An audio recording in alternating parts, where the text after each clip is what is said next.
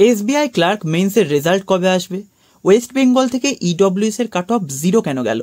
Minimum cut off ক্রাইটেরিয়াতে এবছর কি কি পরিবর্তন ঘটতে পারে এবং পশ্চিমবঙ্গ থেকে মেন্সের এক্সপেক্টেড কাট অফ কত যেতে পারে? আমি জানি এই চারটে খুব অ্যানয়িং ইয়েট ইম্পর্টেন্ট প্রশ্ন কিছুদিন ধরেই তোমাদের বিরক্ত করে রেখেছে। আমি গ্যারান্টি দিচ্ছি ভিডিওটা প্রথম থেকে মনোযোগ সহকারে শেষ পর্যন্ত দেখো, প্রতিটা প্রশ্নের মোস্ট লজিক্যাল অ্যান্সার কিন্তু তোমরা পেয়ে যাবে।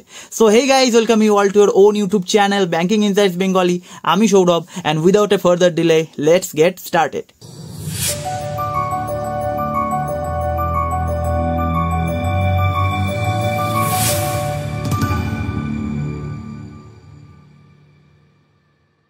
সো প্রথমেই আমরা আলোচনা করব ওয়েস্ট বেঙ্গল থেকে এসবিআই ক্লার্কের মতো একটা পপুলার এক্সামে ইডব্লিউএস সেকশনের কাট অফ 0 কি করে গেল।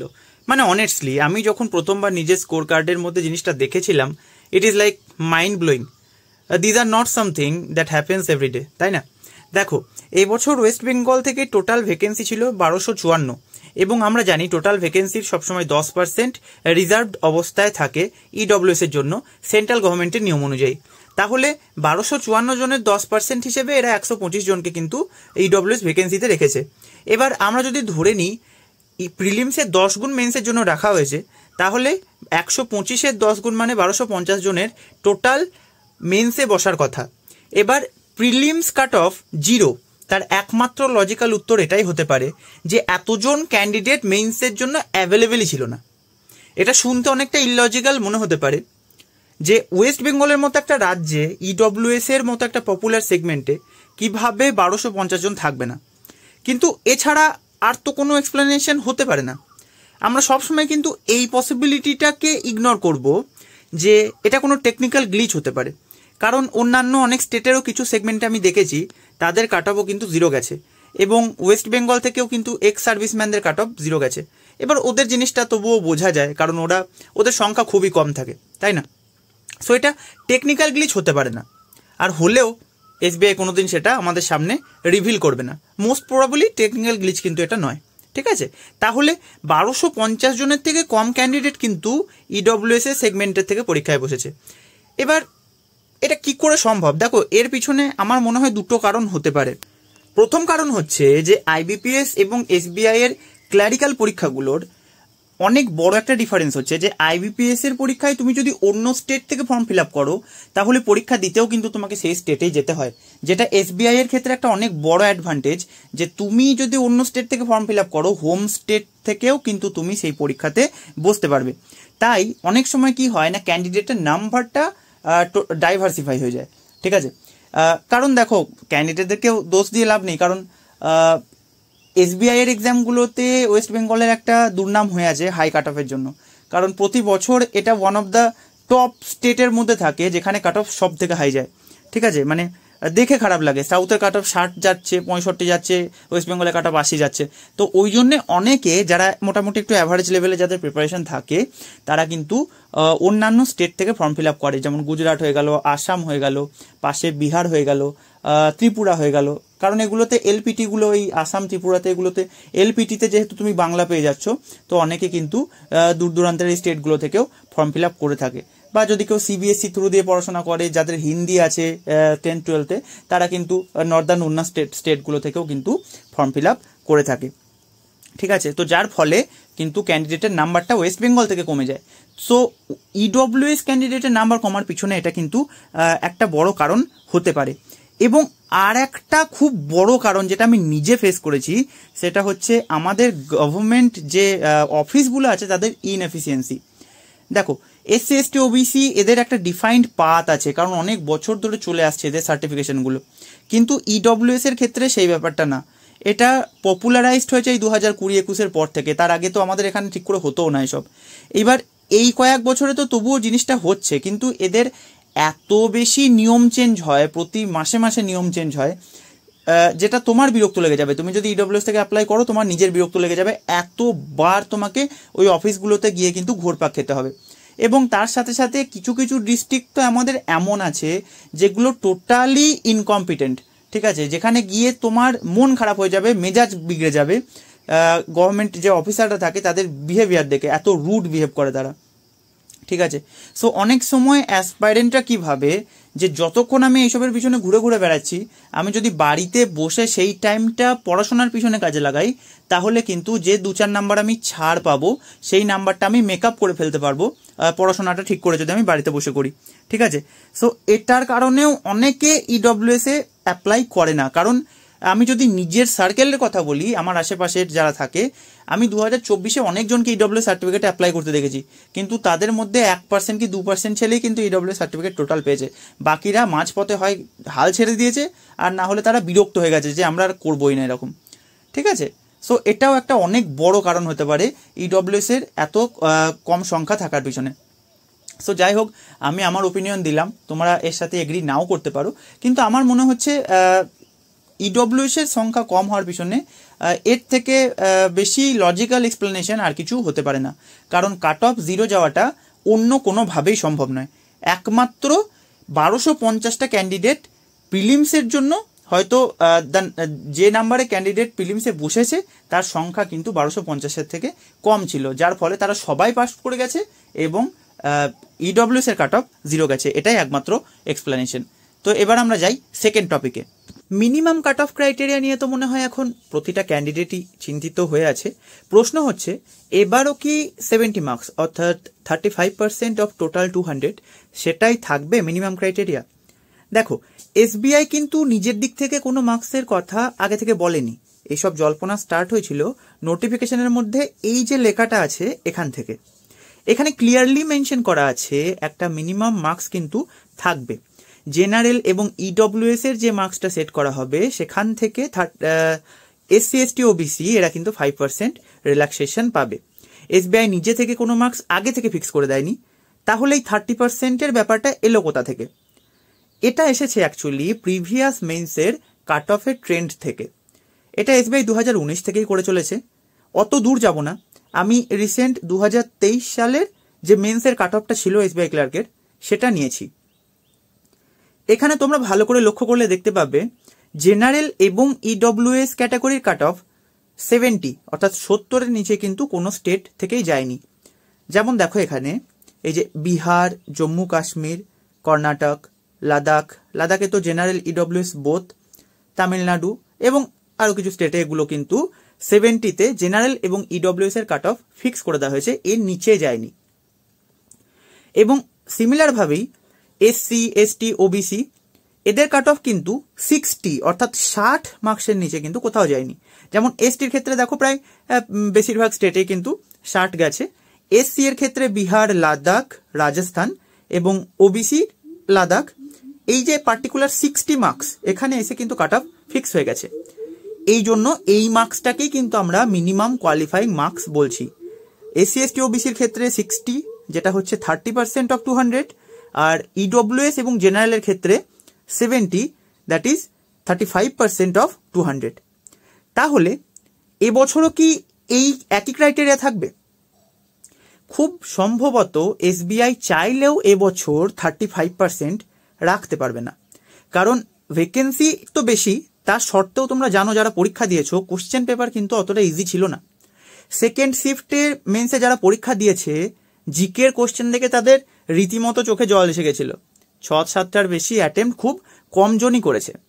এইসব কারণে মিনিমাম মার্কস কিন্তু এসবিআইকে এবছর কমাতে হবে, না হলে অনেক স্টেট থেকে কিন্তু বেশি বেশি ভ্যাকেন্সি ব্যাকলগ হিসেবে আবার পরের বছরে রিপোর্ট করতে হবে, যেটা ঘুরিয়ে ফিরিয়ে সেই ব্যাংকেরই ক্ষতি করবে।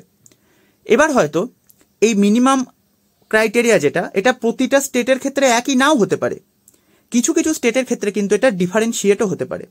কারণ যেসব স্টেটে ভ্যাকেন্সি বেশি আছে তাদের জন্য তুমি যদি 70 রেখে দাও মিনিমাম ক্রাইটেরিয়া, তাহলে কিন্তু অনেক বেশি ভ্যাকেন্সি ব্যাকলগে যাবে। আবার যেসব স্টেটে ভ্যাকেন্সি কম আছে সেখানেও কিন্তু তুমি খুব কম মার্কস মিনিমাম ক্রাইটেরিয়াতে রাখতে পারবে না।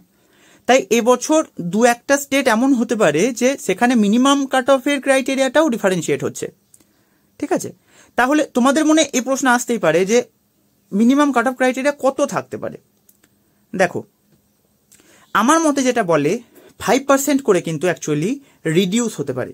জেনারেল ইডব্লিউএস দের জন্য 35% থেকে 30% অর্থাৎ 60 মার্কস, এবং SC ST OBC এর জন্য 30% থেকে 25%, মানে 60 মার্কস থেকে 50 মার্কস, দ্যাট ইজ 50, তাই তো?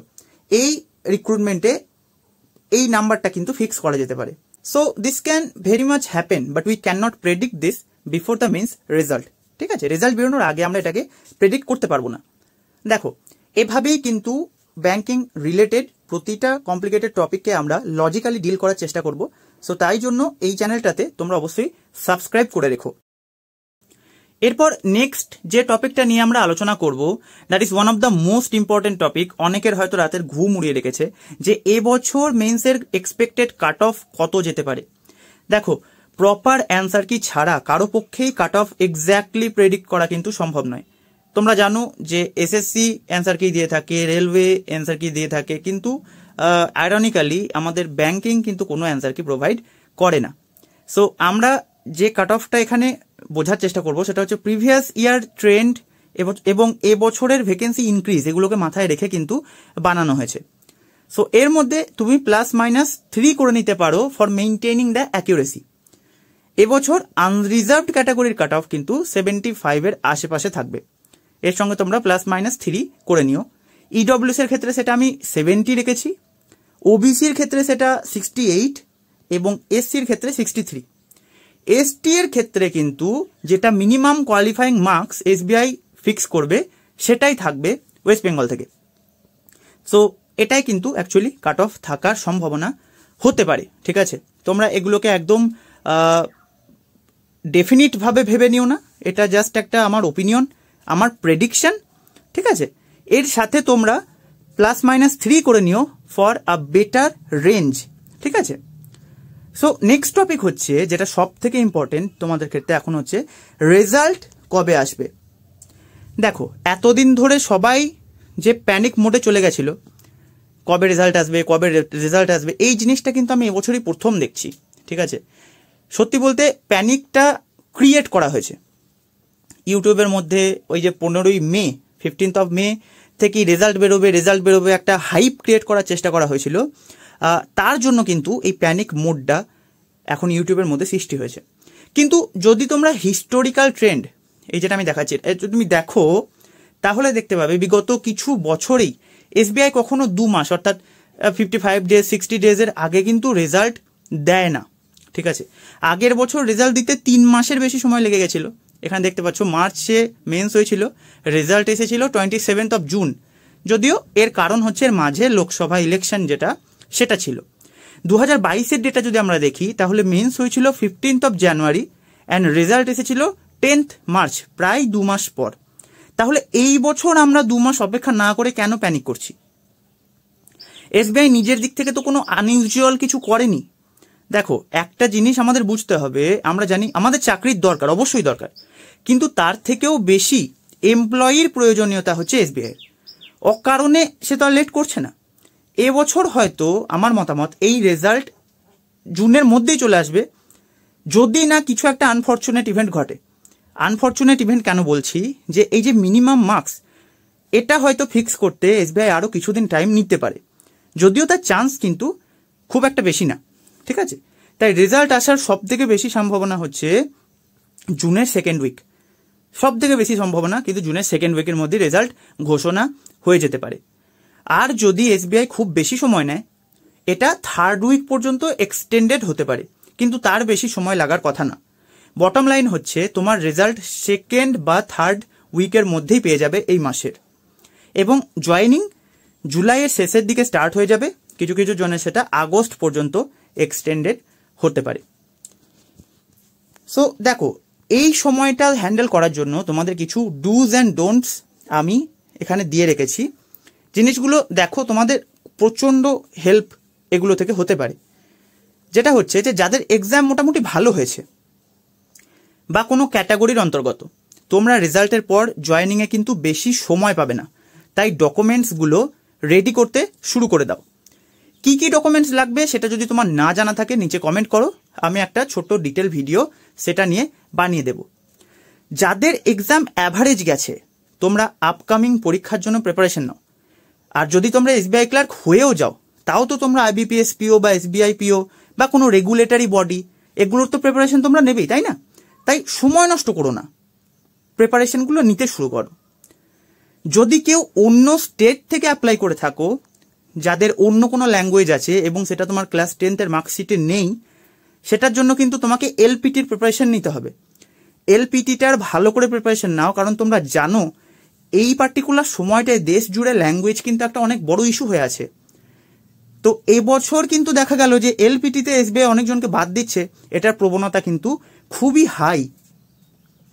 এবং আরেকটা প্রো টিপ দিচ্ছি, যারা ধরেই নিয়েছো তোমাদের সিলেকশন হয়ে যাবে, মানে 110, 115 কাছাকাছি অ্যাটেম্প করে এসেছো, বা হয়তো 105-10ও অ্যাটেম্প করেছো উইথ হাই অ্যাকিউরেসি, নিজের উপর ভরসা আছে, তাদের একটা খুব প্রো টিপ দিচ্ছি, এখন থেকে তোমরা কিন্তু JAIIB এর প্রিপারেশনটা নিতে পারো, ঠিক আছে?